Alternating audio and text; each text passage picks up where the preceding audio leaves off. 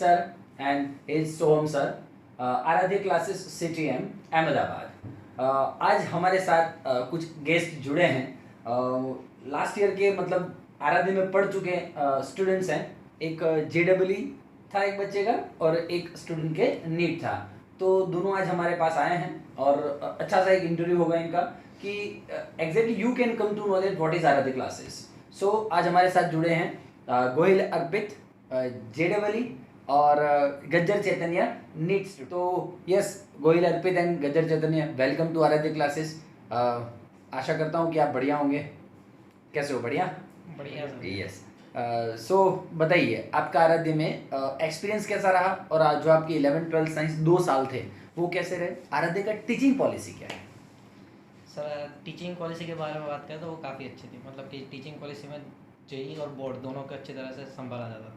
JEE में जितना पढ़ाया जाता तो उतना ही बोर्ड में पढ़ाया जाता। सो JEE और बोर्ड में दोनों जगह अच्छी तरह से, मतलब कि बोर्ड में आप थोड़ा ही पढ़ पाते हो, सो JEE में आपको थोड़ा हाई लेवल में मिल पाता था। सो JEE के कॉन्सेप्ट हो वो अच्छी तरह से क्लियर होता था। अब सब्जेक्ट वाइज बात करें तो मैथ्स की बात करते हैं, तो मैथ्स में क्या आता था कि सर आते थे, सो वो सर का भी मजाक करते थे। सो हमको इंटरेस्ट रहता था, कभी भी हम डिस्ट्रैक्ट नहीं हो पाते थे लेक्चर से। तो वो अच्छी तरह से हम समझ पाते थे। ये डिस्ट्रैक्ट नहीं होता था। ये एक गुड क्वालिटी एक टीचर का कि मतलब क्लास में बच्चों को पकड़े रखना एक गुड क्वालिटी है। और मैथ्स के टीचर भी बहुत तगड़े तगड़े टीचर आते हैं यहाँ पे, है ना, कंटेंट वाइज। और मतलब बच्चों को चार फैकल्टी दिए थे इनको, मैथ्स के 4 टीचर दिए, अलग अलग एक्सपर्ट। कैलकुलस के एक्सपर्ट अलग थे, फिर वो ट्रिग्नोमेट्रिक फंक्शंस के एक्सपर्ट अलग थे, इंटीग्रेशन ये वो कैलकुलस में सब आ गया। और फिर मैथ्स में 4 एक्सपर्ट थे आपके, है ना? हाँ। और आगे बात करें तो डेली प्रैक्टिस प्रॉब्लम हर रोज़ मिलते थे मैथ्स के बारे में। तो डेली प्रैक्टिस प्रॉब्लम से क्या होता था, जो भी पढ़ाया जाता था उस दिन तो हमारा इजीली सम्स के थ्रू कवर हो जाता था। और केमिस्ट्री की बात करें तो केमिस्ट्री में JEE के कॉन्सेप्ट्स काफ़ी अच्छे रहते थे और बोर्ड भी काफ़ी अच्छी तरह से समझाया जाता था। मतलब कि हंसते हंसते पढ़ पाते थे विदाउट फियर कि सर को कोई भी क्वेश्चन। बीच में रोकना चाहूँगा थोड़ा, मेरा ये पहले से डाउट रहा है। मैं फिजिक्स टीचर हूँ तो केमिस्ट्री में ज़्यादा नॉलेज नहीं होता है मुझे, लेकिन ये मैंने सुना हुआ है कि बच्चों को इनऑर्गेनिक केमिस्ट्री थोड़ा टफ पड़ता है। तो इनऑर्गेनिक केमिस्ट्री, मैं केमिस्ट्री में स्टार से पास हुआ था, पूरी दुनिया को पता है, ठीक है? तो क्या टफ पड़ता हूँ मैं जानता हूँ, लेकिन बच्चे भी बोले अपना। तो इनऑर्गेनिक पोर्शन क्या है जरा बताइए बच्चों को, और वो कैसे प्रिपेयर कर सकते हैं तो इजीली, मतलब टीचर्स यहाँ से नोट्स देते थे क्या, मतलब आप समझाइए। तो इनऑर्गेनिक की बात करें तो इनऑर्गेनिक काफ़ी टफ पोर्शन माना जाता है केमिस्ट्री का। तो केमिस्ट्री में जो एक्सेप्शन होते हैं सबसे ज़्यादा इनऑर्गेनिक में होते हैं। मतलब कि आपने कुछ पढ़ा है तो उसके हिसाब से आप इनऑर्गेनिक के क्वेश्चन के आंसर राइट नहीं दे सकते डायरेक्ट, आपको थोड़ा मतलब कुछ भी हो सकता है, ऐसा कुछ भी हो सकता है। मतलब सो वो काफ़ी टफ होता था। मेरा सॉरी टू इंटरप्ट, मेरा केमिस्ट्री इंटरव्यू लीजिए अगली बार। कैसा था केमिस्ट्री? पूछिए मुझसे। पूछिए, प्लीज पूछिए। Please ask. How was your experience in chemistry subject in your 10th standard? काहे तूने केमिस्ट्री बनाई, काहे बनाए इनऑर्गेनिक के पोर्शन। बस हो गया, ये मेरा एक्सपीरियंस था। ऊपर वाले से गुजारिश है गाना। यस तो ये था सब कुछ केमिस्ट्री के बारे में। मतलब कि JEE और बोर्ड के लेक्चर्स के थ्रू हम इजीली कवर पाते थे। मतलब कि इनऑर्गेनिक में जितने भी एक्सेप्शन थे तो उनकी एक नोट्स बना के सर पहले दे देते थे। मतलब कि कुछ भाई साहब एक मिनट, एक्सेप्शन की बात कर रहे हैं, चला पूरी रात रट्टा मारा केमिस्ट्री, समझ के किया, लॉजिक लगाया, तो एक बजे क्वेश्चन आया ना तो पता चला ये एक्सेप्शन था। अबे कितना एक्सेप्शन दोगे? पूरा केमिस्ट्री एक्सेप्शन बना दो, ऐसा करो पूरा केमिस्ट्री एक्सेप्शन है, ठीक है? What is this? ठीक है, बढ़िया सब्जेक्ट है, कुछ लोगों का इसमें मास्टरी होता है। मुझे तो जमता ही नहीं था, लेकिन बच्चों को जमता है, जमने वालों को जमता है। ज्यादातर बच्चे मतलब कंफ्यूज रहते थे। मेरी बैच में बहुत से बच्चे थे जिन्होंने केमिस्ट्री में MSc और अच्छे गोल्ड मेडलिस्ट भी बने बच्चे। बिल्कुल बिल्कुल। लेकिन मैं केमिस्ट्री का बच्चा ही नहीं था पहले से, तो मेरा केमिस्ट्री पूछो तो चलो आगे चालू करते हैं इंटरव्यू। सो अब फिजिक्स की बात करें तो फिजिक्स चैतन्य, हम दोनों क्लासमेट्स थे, तो वो फिजिक्स में कुछ एक्सेप्शन नहीं थे। फिजिक्स में everything is very clear and logically and with proof and with derivations on the board. Yes please Chaitanya. So physics में तो सोहम सर और अलके सर दोनों पढ़ाते थे। तो ऐसा था कि सिर्फ बोर्ड नहीं पढ़ाते थे, लेकिन बोर्ड और नीट दोनों साथ में पढ़ाते थे। तो क्या है कि हमें मज़ा भी आता था नीट के सम सॉल्व करने में, और कई थियरी की समाप्त हो गई हो तो उसके जो सम थे वो सर हमें सामने से कहते थे कि आप सॉल्व करिए। तो ऐसा लगता था कि मैं सबसे पहले सॉल्व करके दूँ, तो ऐसी एक फीलिंग आती थी, मज़ा आता था पढ़ने में। और एंड में क्या है कि नीट का ज़्यादा प्रेशर भी नहीं रहता था। बिल्कुल। तो और कभी प्रैक्टिकल टॉपिक चल रहा हो तो सर क्या है कि गैल्वेनोमीटर जैसे टॉपिक है या फिर कोई सोलेनॉइड है या फिर रेजिस्टेंस का है, तो वो सर प्रैक्टिकली समझाते थे। जैसे कि ये देखिए ये पड़ा हुआ है हाथ में आ गया इंस्ट्रूमेंट, ये तो इंटेंशनली नहीं रखा ना, ये पड़ा मेरी ऑफिस में ऐसा ही सब कुछ रहता है। ऑफिस में ऐसे Wait, कई सारे wait, इंस्ट्रूमेंट पड़े मेरी ऑफिस में यही सब भरा पड़ा रहता है बच्चों के लिए। ऐसा नहीं कि सर ने इंटेंशनली देख बहुत कितना सारे चीज होते हैं। देखो, ये बहुत देख सारे होते हैं, ये देख, ये सेमीकंडक्टर का पूरा सर्किट देख, ये क्या क्या भरा पड़ा है इसके अंदर देख, ये एनपीएन ट्रांजिस्टर है पूरा। तो ये अब यही चीजें तो काम में आती है यार, बच्चों को ऐसा सब दिखाएंगे और यही क्लास में सिखाएंगे, बच्चों को बच्चा पूरे physics साल- में इंटरेस्ट लेगा ना, और वही बहुत सभी- कुछ पड़ा है। तो एक्चुअली ऑफिस तो मेरे लिए बना है, लेकिन वो क्या है थोड़ा लैब में ले जाके कौन रखेगा यू नो ना, माय नेचर। मैं यहाँ पे इंटरव्यू थोड़ा बच्चों की बात काटना चाहूँगा। फिजिक्स ज़्यादातर बच्चों को टफ लगता है, हाई लेवल लगता है, उसका रीज़न है कल्पनाएं होती है उसमें, इमेजिनेशन होता है, जो चीज़ें बच्चे ने देखी नहीं है उसका रट्टा मारना पड़ता है कि ऐसा वोल्ट मीटर होगा, ऐसा ए मीटर होगा, ऐसा ट्रांजिस्टर होगा। अरे देख तो ले एक बार कैसा दिखता है, तो अपने आप समझ में आएगा। बल्कि सर तो मैंने देखा था एक लेक्चर में, शायद अर्पित ही था वो लेक्चर में, अर्पित गैल्वेनोमीटर सर ने पूरा ये पूरा खोल के दिखाया था। इसका जो नीडल कैसे वर्क करता है, मैग्नेटिक फील्ड कैसे वर्क करता है, उस पे उसके टॉर्क क्या होता है, ये सब जो कॉन्सेप्ट आते हैं ना पूरे खोल के दिखाया था। एक्चुअली पैसा लिया था, फिर सर को बोला था सर 150 रुपया जमा करवा दो इसका। एक्चुअली मैं अर्पित का पहले से मतलब अर्पित बहुत शार्प बच्चा था, तो उसका पहले से ही फोकस था कि सर ये क्यों हुआ और कैसे हुआ, इसका लॉजिकल माइंड पहले से ही था। तो एक दिन क्लास में बात निकली, बहुत- तो सर बहुत पूछता था। बहुत पूछता था और हमें अच्छा लगता था, है ना। और एक दिन क्लास में ऐसे ही बात निकली, सर स्कूल में से प्रैक्टिकल करवाते, ए मीटर होता है, वोल्ट मीटर होता है, गैल्वेनोमीटर, ये सब है क्या सर। मैंने कहा आ जा चल तुझे बताता हूँ, ले जाता हूँ फिजिक्स की दुनिया में। कुछ दिन गैल्वेनोमीटर पूरा खोल के बताया, तब बच्चों को पता लगा अच्छा इस कारण से सब ये डिफ्लेक्ट हो रहा है।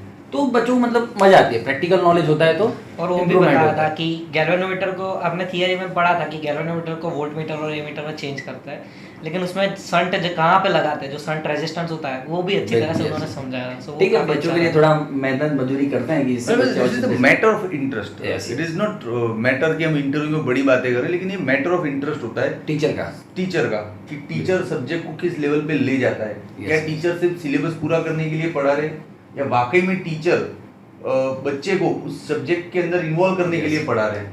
दो तरीका होता है ना पढ़ाने का, कि चलो मैं आया क्लास में, मैंने आपसे फीस लिया है तो टाइम टू टाइम आपका सिलेबस खत्म कर दिया।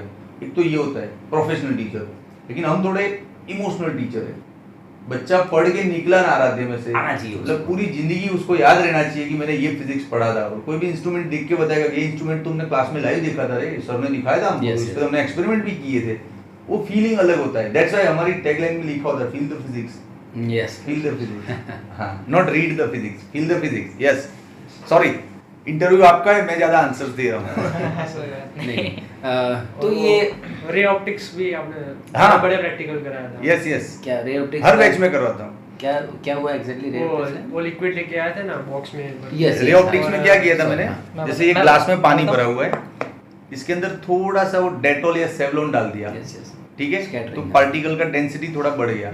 अब यहाँ से अपन ने लाइट डाला ना, तो सर वो रे पूरा अंदर दिखता है, और फिर आगे आप एक मिरर रख दो तो वो रे टकरा के वापस आता है, रिफ्लेक्शन दिखता है, डिफ्लेक्शन सॉरी रिफ्रैक्शन, रिफ्लेक्शन सब बच्चों को लाइव दिखाया क्लास में।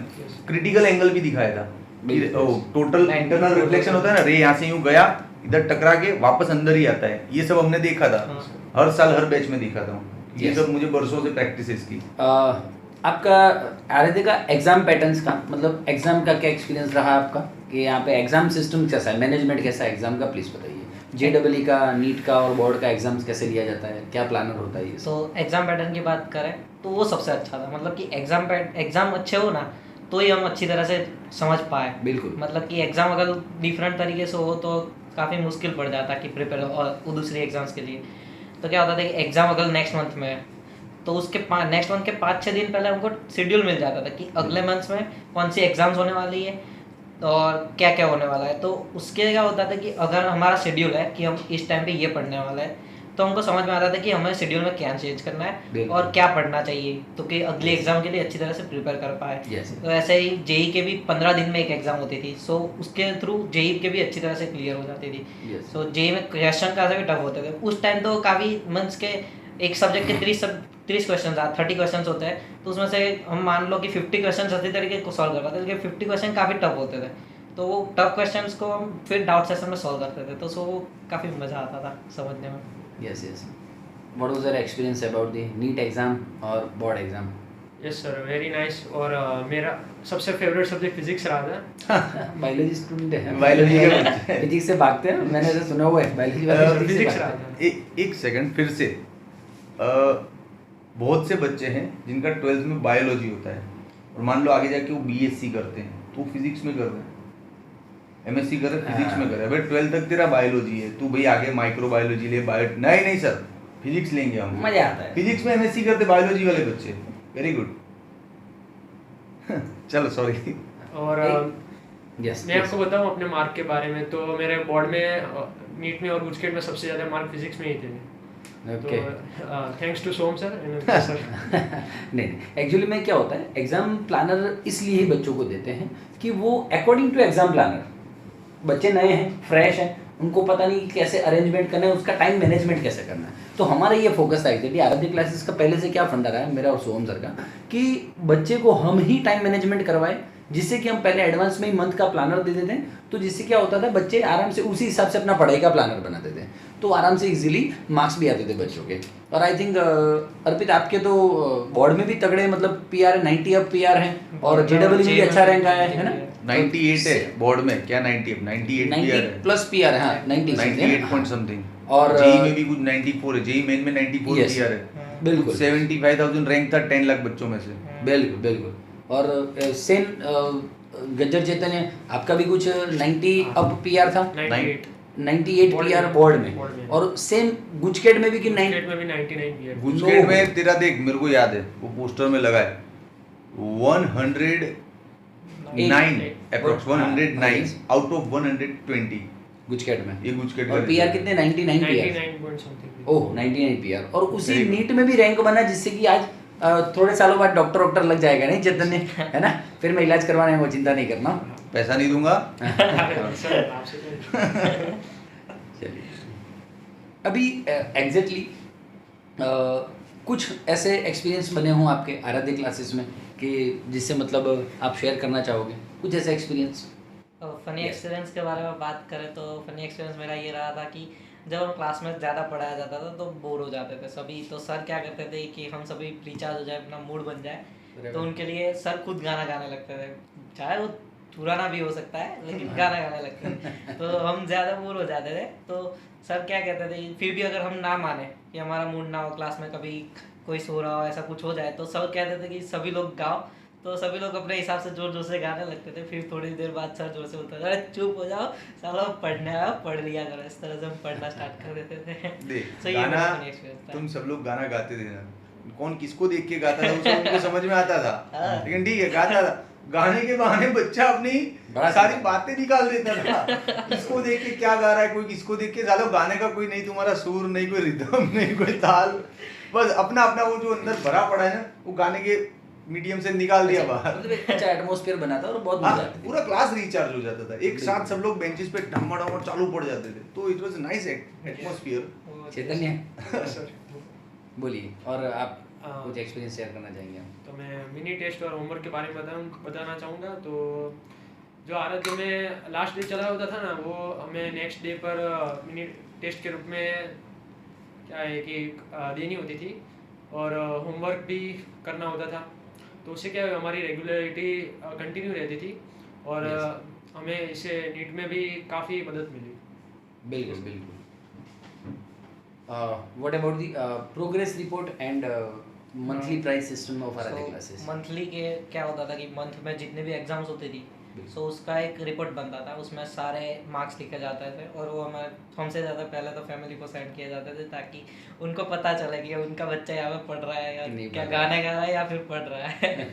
तो वो अच्छी बात थी, और मंथली प्राइस भी मिलती थी उसके हिसाब बिल्कुल, से। बिल्कुल। वो बात अलग है कि मुझे सिर्फ एक ही बार मिली थी, तो लेकिन चैतन्य मेरे पास चैतन्य आपको कितनी बार मिली हुई तीन शायद? चार बार मिली थी। 3-4 बार Very कंपटीशन टफ था ना। बहुत टफ था। आपके क्लास में कितने रैंकर निकले हैं समझो, इंटरव्यू सिर्फ 2 का पॉसिबल हो रहा है, पूरा 13-14 बच्चों का रैंकर का पूरा टीम था, ये सब लोग निकले। और तो मंथली प्राइस Yes. में बहुत कंपटीशन रहता था, एक एक पॉइंट से। अब ये बच्चा इतना अच्छा रैंकर है, फिर भी इसको 12 महीने में एक ही बार मंथली प्राइस मिला, तो सोच सोचिए बाकी लोगों क्या को, और ये तगड़ा चैतन्य को है। सिर्फ 3 ही बार मिला, तो बाकी के भी कितने रैंकर्स थे, मतलब बिल्कुल। पूरा कंपटीशन टफ है यहाँ पे। अच्छा मटेरियल भी अपना टफ होता था ना, मटेरियल कैसा था? मटेरियल काफ़ी टफ होता मतलब कि जो लास्ट डे पढ़ाया जाता था तो उसका मटेरियल जो भी अब मटेरियल लिखना होता था वो मटेरियल आता था, वो मटेरियल हमको सॉल्व करना पड़ता था। सो मटेरियल काफ़ी टफ था, उसके हिसाब से हमारी मिनी टेस्ट होती थी। मटेरियल के जो लिखा होता था उसमें से मिनी टेस्ट होते थे, अगर मिनी टेस्ट में मार्क्स लाने होते अच्छे तो हमको मटेरियल अच्छी तरह से प्रिपेयर करना पड़ता था। ये आपको है लेकिन कि आराध्य का जो मिनी टेस्ट का पॉलिसी है ना, सब बच्चों पे लागू पड़ रहा है, सब बच्चों पे। मिनी टेस्ट से आपका रेगुलरिटी बढ़ा। एग्जैक्ट मैं इतने एक्सपीरियंस किया, इतने सालों से मिनी टेस्ट ले रहा हूँ बच्चों का, कि लास्ट डे जो होमवर्क चला है दूसरे दिन फटाक दे के मिनी टेस्ट ले लो बच्चों का, मतलब बच्चा रिचार्ज हो जाएगा और कंप्लीट उसको तैयारी होगी, है ना। तो ये प्राइस वाला सिस्टम मुझे भी अच्छा लगता था। आप सब कितना मतलब प्राइस के लिए तो मतलब ये सारे मतलब Competition। सर Price- उसका नहीं उसका मार्क्स 1 सर बढ़ गया सर, देखो उसके कारण मेरा प्राइस उनके मार्क्स छोड़ के दूसरे का पेपर जांचते थे कि तेरे कहाँ कट रहे, अच्छा कट रहा है अभी जाता हूँ सर के पास मैं। और कोई एक दूसरे को पेपर बताता ही नहीं था। वो क्या ये था? लोग फिर शुरू में तो 1-2 महीना तो एक दूसरे पे भरोसा करते थे, दोस्ती होती है ना, फिर पता चला कि चल एक दूसरे के मार्क्स कटवा रहे, तो कोई किसी को अपना सप्लीमेंट्री पेपर दिखावे ही नहीं, सब अपना छुपा के रखे, सब अपना नहीं मेरे ज्यादा है मेरे कम है। डायरेक्ट बैग में डाल इतने बड़े बच्चे 11-12 के बच्चे फिर भी सप्लीमेंट्री छुपाते, एक दूसरे का मार्क्स कटवाते, एक दूसरे से जेलेसी करते। बड़े होना चाहिए, बिल्कुल हमारे अंदर भूख होना चाहिए आगे बढ़ने का, Competitions तगड़ा होना कंपटीशन होना चाहिए। चाहिए। गुड। तो अच्छा thank- वो जैसे आप मार्क्स के लिए लड़ते थे, अभी आप लोग अच्छे दोस्त हो कि अभी भी लड़ते ही हो? अच्छे दोस्त कभी कभी हो जाता है लेकिन वो तो चलता है। चलता है ना, अभी तो लड़ते नहीं हो मतलब नहीं, मार्क्स के लिए नहीं। जैसे लड़ते थे नहीं, जैसे लड़ते नहीं हो। वो बिल्कुल तो हाँ, मस्ती थी। So thank you very much, आप यहाँ पे आराध्य में आपका टाइम निकाल के। यस तो प्लीज गोयल अर्पित एंड गज्जर चैतन्य फिर से एक बार बहुत बहुत बड़ा वाला थैंक यू कि आपने टाइम निकाल के अपने बिजी शेड्यूल में से, ऑब्वियसली आपका भी पढ़ाई होगा आए, उसके लिए thank you very much Som sir. Thank you. हाँ। आप लोग बोलो रे Thank you, बहुत sir, बिजी thank हूँ मैं, मेरे को डाउट सॉल्व कराने के टाइम मुश्किल से मिल पाते हैं, तुम लोगों को उठा के इंटरव्यू में लगा। नहीं बच्चों ने मेहनत किया तो दे डिजर्व दिस इंटरव्यू, उनकी औकात है मतलब कि इंटरव्यू करें उनका हम, इसलिए उनको इंटरव्यू में बिठाया है। Good students, very hard working, बिल्कुल वेरी एफिशिएंट, डेली का बहुत ज़्यादा मतलब मैक्सिमम आवर्स 14 to 15 आवर्स ये लोग पढ़ाई से संलग्न रहते थे। बिल्कुल बिल्कुल स्कूल ये वो। अच्छा स्कूल का बताऊं, बहुत से बच्चे ना एक्सक्यूजेस देते हैं, सर डमी स्कूल ले लूं, सर ऐसी स्कूल ले लो, वैसी ले लूं, स्कूल नहीं जाना है। ये पूछ, पूरा रेगुलर स्कूल गए 2 साल, स्कूल के बाद रोज यहाँ 4-5 घंटा कोचिंग में भी रहे, फिर भी रैंक लाए, फिर भी इतने अच्छे मार्क्स लाए। टाइम मैनेजमेंट, अपना टाइम मैनेजमेंट होता है, और स्कूल जाके भी सीखने को तो मिलता ही है, और स्कूल में भी आप अपना काम कर सकते हो। ये लोग वीकली एटलीस्ट 3-4 डेज तो आप जाते ही थे स्कूल, है ना? लैब्स होती थी। लैब में जाते ही थे आप लोग। हाँ लेकिन एक्चुअली लैब के लिए हम ज़्यादा स्कूल पे डिपेंडेंट नहीं थे, हमारे यहाँ खुद का लैब है तो अपने ही लैब में करवाते थे। लेकिन फिर भी बच्चे तो स्कूल जाते हैं। हाँ बच्चे स्कूल जाते थे, और ये अच्छी स्कूल बात जाना है। चाहिए रे, अपना रेगुलरिटी बनता है। तू देख स्कूल नहीं जाएगा ना तो तेरे को सुबह 8-9-10 बजे उठने का मन करेगा, स्कूल जाएगा ना तो 6 बजे अपने आप उठ जाएगा। तेरे बॉडी का बायोलॉजिकल क्लॉक होता है उसके अंदर, बिल्कुल ठीक है? ओके, तो nice experience of the interview with you.